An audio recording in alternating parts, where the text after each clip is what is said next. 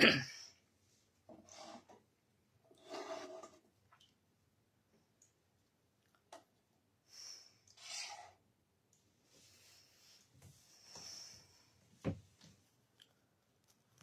بالله السميع العليم من الشيطان الرجيم. بسم الله الرحمن الرحيم. الحمد لله رب العالمين، والصلاة والسلام على أشرف الأنبياء والمرسلين سيدنا محمد وعلى آله وصحبه أجمعين، أما بعد. السلام عليكم ورحمة الله وبركاته.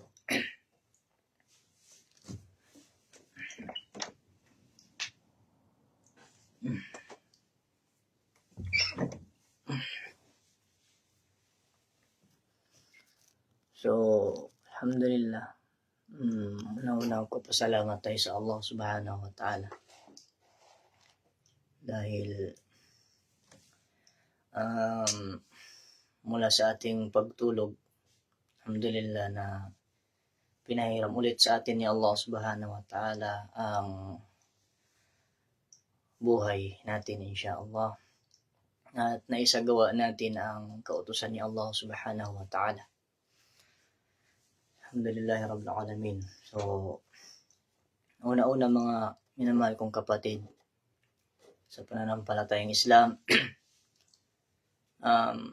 magbigay tayo ng unting topic, insyaallah, dahil mamaya busy na naman tayo mag-work, insyaallah, pero magbibigay tayo ng oras kahit papaano, no?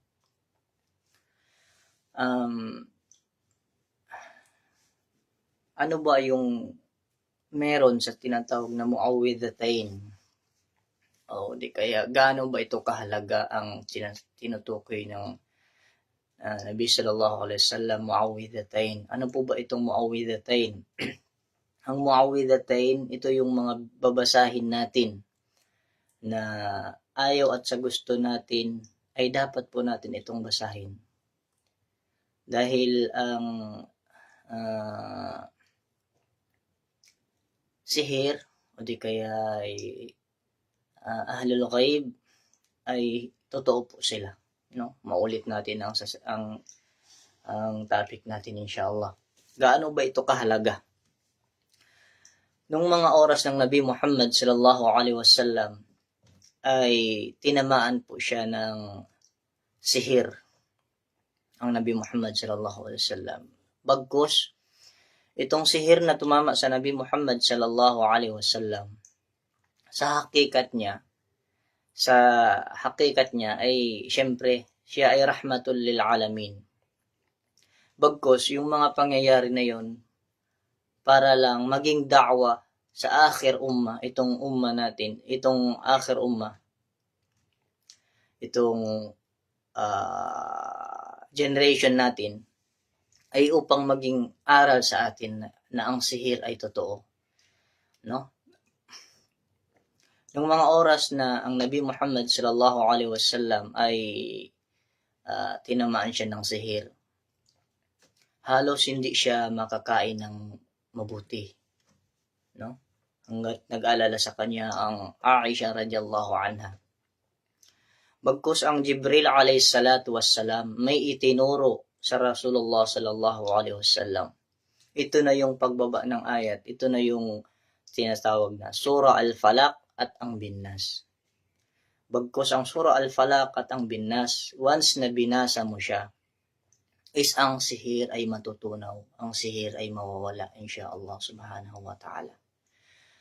Ang pagsihir sa Nabi Muhammad sallallahu alaihi wasallam based sa narinig natin sa mga ulama, no? Sa mga ustad na lubos na may kaalaman sa history na to, ay ginamitan ang propeta Muhammad sallallahu alaihi wasallam ng pagsisihir sa kanya gamit ang kanyang gamit ang buhok, no? Allahu a'lam bis-shawab. Ginamitan ng comb, suklay, yung suklay po. Kasi minsan sa suklay may buhok pong mga natitirang ganyan, no?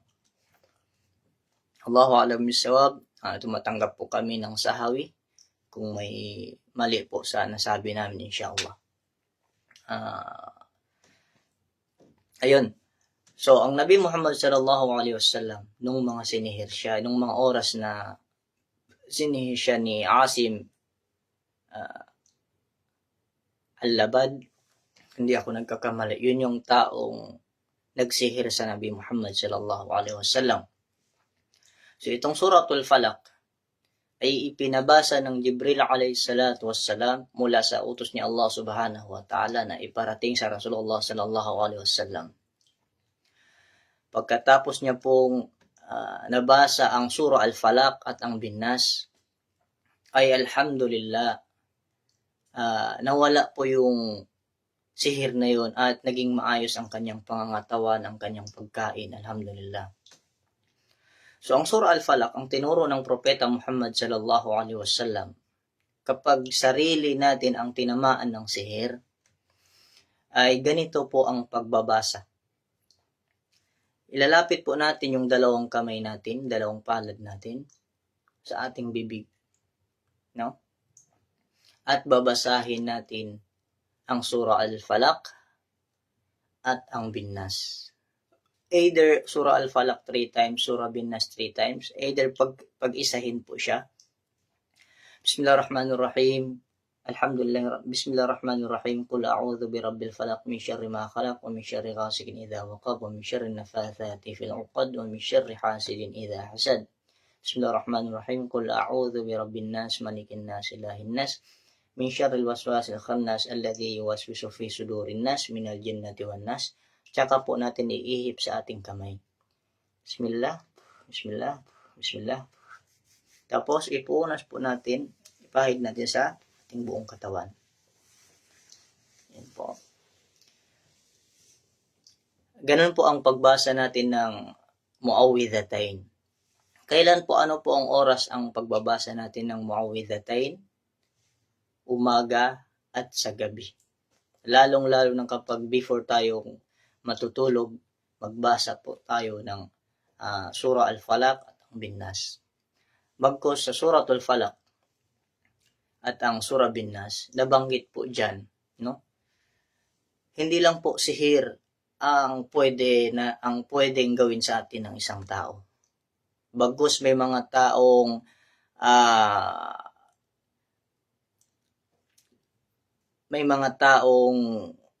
gagawa ng kasamaan, no?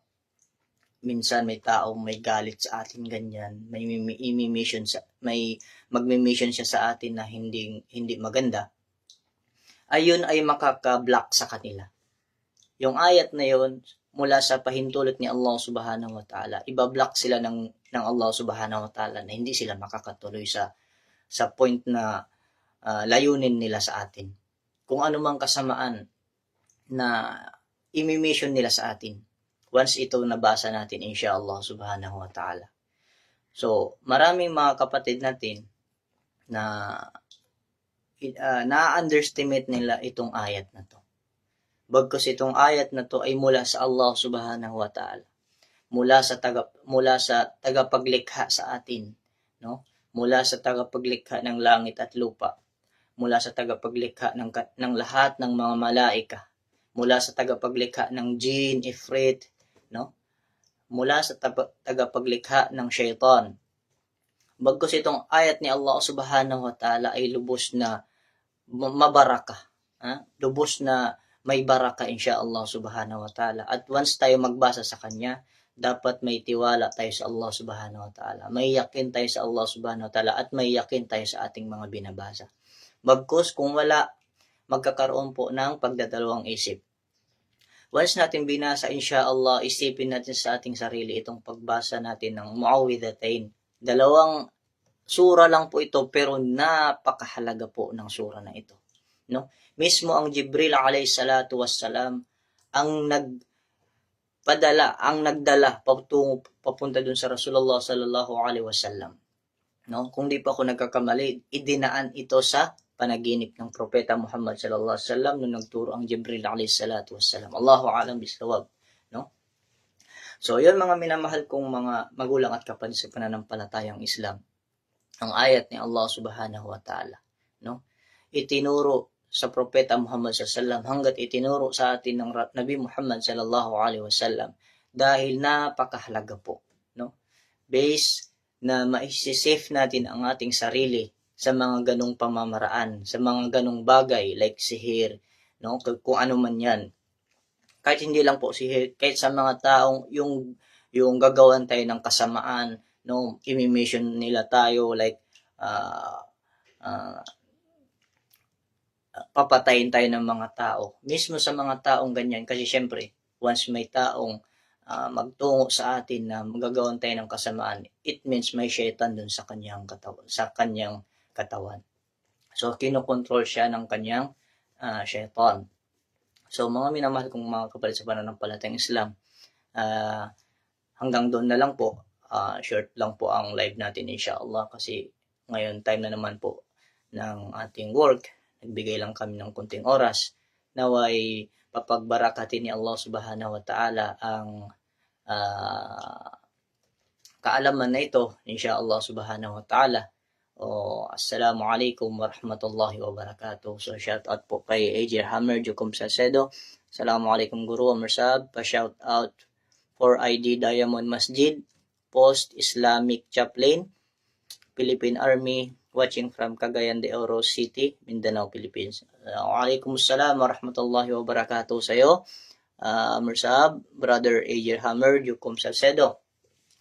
Army, Philippine Army Chaplain, Islamic Post sa Cagayan de Oro po siya. So alhamdulillah rabbil alamin, maraming salamat po sa mga follows at saka sa mga nag-view at share ng mga video natin patungkol sa kaalaman inshallah subhanahu wa ta'ala. Kahit konting bagay, bigyan po natin ng halaga inshallah subhanahu wa ta'ala. Assalamu alaikum warahmatullahi wabarakatuh. Shoutout sa 5 viewers ko.